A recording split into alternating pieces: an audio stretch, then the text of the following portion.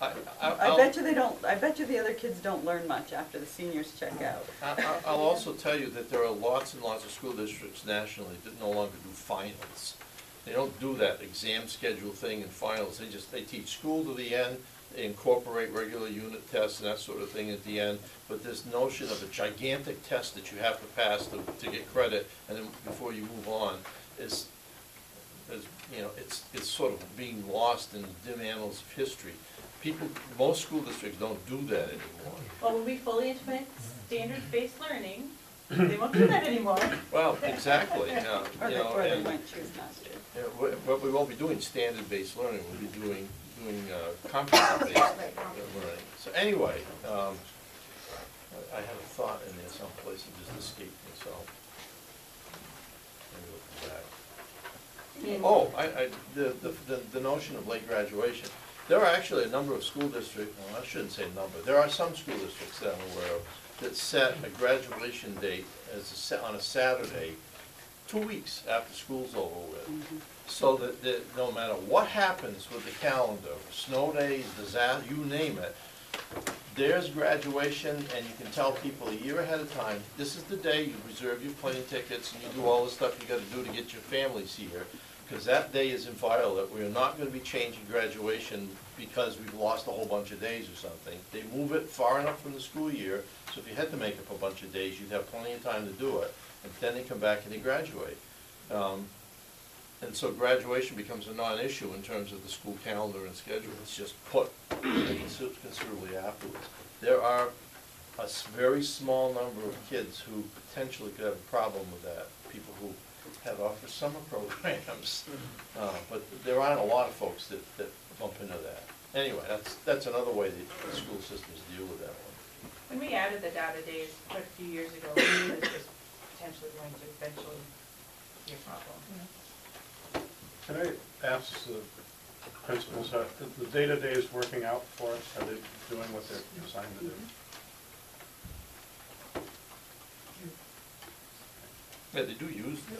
They're effective Yeah, I just want to days, make sure they're but- still, they're as effective Yeah. as we were led to expect or whatever. Okay.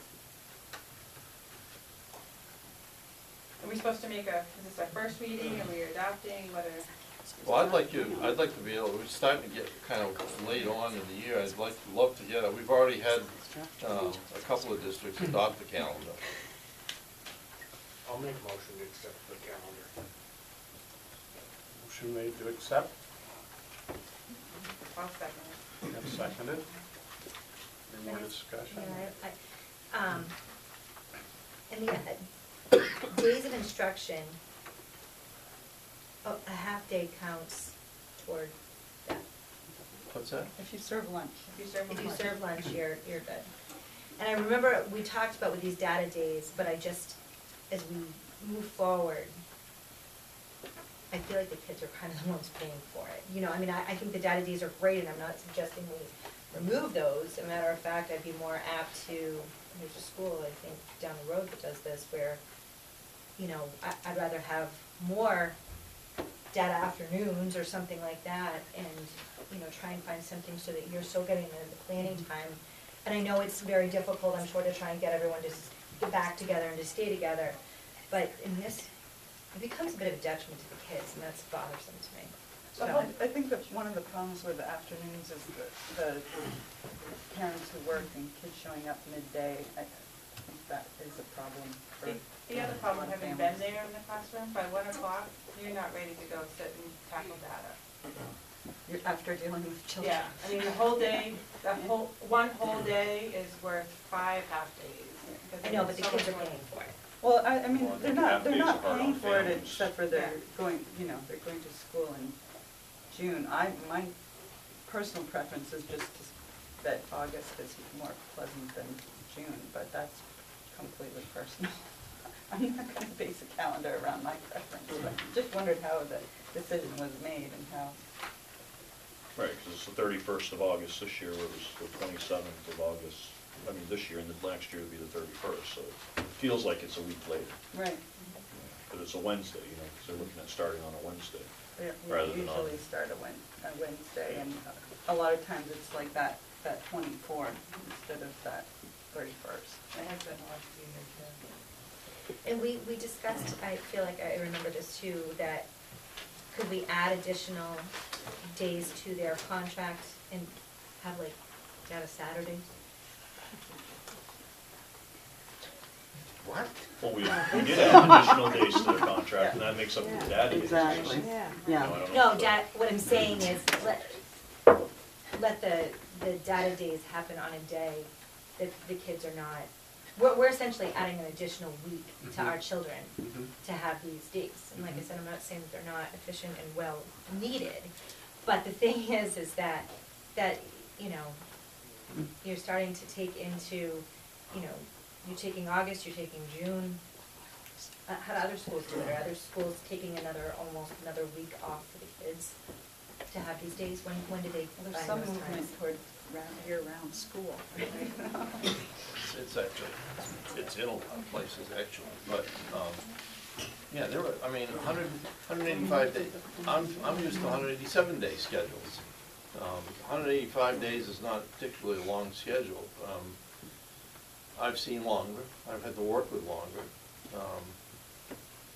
and I've seen shorter too, 182 or 3, but I think if well, this is, what I'm gonna say will be laughable, but if money were no object, I'd see a school system where staff has a month off, and they work 11 months. And school's in session for 9.5 or 10 months, and faculty have a month of training and in service that they can go through, and they're paid for it. But, you know, it's the moon, there'll be 2 moons orbiting, and one will be pink and one will be blue before we ever see anything like that happen. It's So- too expensive. But did we ever talk about, so we have these sporadically spaced out throughout the year, was there ever any talk about grouping them, all the trainings in 1 week? But they're not training. They're not taking the trainings. data and they're analyzing all these Right, tests that right. our kids take forever. So they're the, okay. Yeah. So it's not training, you're not talking about training. No, They're on these it's- databases, no. Those days Just to are develop used to star to testing. look Star at. testing and time impressing records, kids to and- make sure the kids Yeah, are they getting do the right all that sort of, instruction. they do analysis of you name it, and then share the results and the information, and you can ultimately make curriculum decisions with it.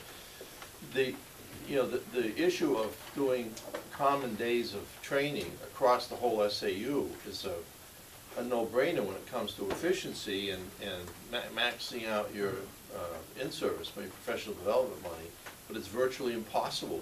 This year we have 3 calendars that we're working with, because Bath has a day where everybody else is in session that they can't be in session because of their physical environment. They use the school for voting, so they're shutting the school down all day for voting, but they have to make that day up someplace. So we now have a calendar where Piermont and Warren are all on the same calendar. Much of it is the same for Bath, with the exception of a day. And then we throw Haverhill's calendar in, and a lot of it's the same, but there are differences. It's very difficult. And then on top of that, you throw the bus company and try to come up with maximizing the bus schedule and saving as much money as possible for everybody involved. It starts to be if I had any hair left, it would be gone. I'm only here for 2 years to do this fun stuff. It's a very difficult challenge, and it really doesn't matter what you come up with the calendar. As I said before, it's going to make somebody uncomfortable or not completely happy, but you do the best you can do with it. This is our best effort.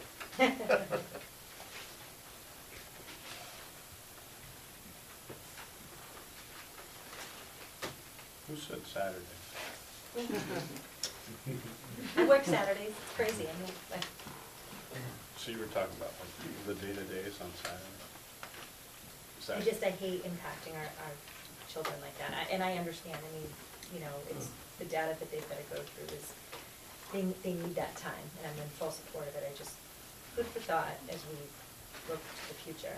It could be a good test of Lori Lanson's administrative skills and negotiating prowess to see if she can get that one across. who knows, I don't know how anybody would accept that if it were my job, and they said, if you work Saturdays, you get out sooner in the summer. I'm like, oh, that sounds good, you know? Couple Saturdays in the worst part of the year. Don't know. That's not a policy. Don't anybody quote that as a policy yet, okay? So, where are we with the, Voting. yep, no more discussion? Moved and seconded, right? Okay, all in favor of the calendar as presented? This is just the first reading. No, We'll no. revisit this. And it was requested as an adoption, so. I think I gotta do I this. just had something I wanted to look at. Okay, hold on. No, I need further information to bounce it off this year first. I'll just abstain. Okay, so I didn't catch how many ayes there were. All in, Is the information that you could bring, I mean, No, it's a more complicated question. I just need information from the doctor. would it benefit us holding for a second? No. Actually, I'll just agree with the calendar as presented then and find out later. all right, one more time. All in favor of the calendar as presented? Aye. Aye. Anyone opposed or abstain? All right, Thank you. that was this one might actually be interesting. Tuition rate. I think I sent out some information regarding this to everybody You did? by email. You didn't get it? Okay. Well, it wasn't big, I think it was just that we were gonna do this. Oh, yeah, that you did. Yeah, I'm sorry, no, there wasn't any information. There's quite a bit in the paper about. Not a I see what you're saying. Well, and my concern was that all the other schools have already set their budget based on the tuition rate that they understood us to have, so it's an interesting timing issue as far as I'm concerned to discuss changing a tuition rate everyone else is already. It's sort of like trying to negotiate the price of your car as you drive down the road. So, Well, might be a little. most of them have got a little buffer built in. Okay. Well, that said, here we are, so we have some information. We have a proposed tuition rate sheet of those. Well, I don't have a proposed rate for you, but what I do have for you is a little piece of information that I thought, maybe some of you already know about it, but one of the districts spent 2 hours or more at their 3-hour school district meeting talking about school choice. And there was a representative there from Rivendell, and who articulated the school board's position that it actually came in after Warren had negotiated with you folks last year, signed a contract, or ready to sign a contract, I should say, for tuition purposes. Rivendell appeared at that very meeting, and there was some conversation, and they basically said, well, we would love to negotiate with you. Well, at that point, a decision was made by Warren, as you know, to sign a contract for a tuition rate with Woodsville High School, or with table board for Woodsville High School. The next day, the word we got from parents, and it was some time after that, I finally got communication from the superintendent's office, that the board over there in Rivendell had voted to set their tuition rate at $100 under what the rate would be for Woodsville High School. No matter what you set, they'll set it $100 less. And so they came over at the Warren Town School District meeting and to reiterate that point and let them know that, which caused all sorts of conversation back and forth, as you might imagine. In any event, that's the information I have. At the moment, their tuition rate is $13,500, I believe. Is that with the discounts or without the discounts? There's no discount, that's the rate that they would, anybody from from Warren wants to go, that's what they charge, they don't. Oh, you're saying Rivendell's? Rivendell, yeah, and it But has our nothing. current rate is, Your rate is predicated on The discount. some conditions. Right. Their rate is, that's our rate. If you wanna come, we charge, that's what we charge.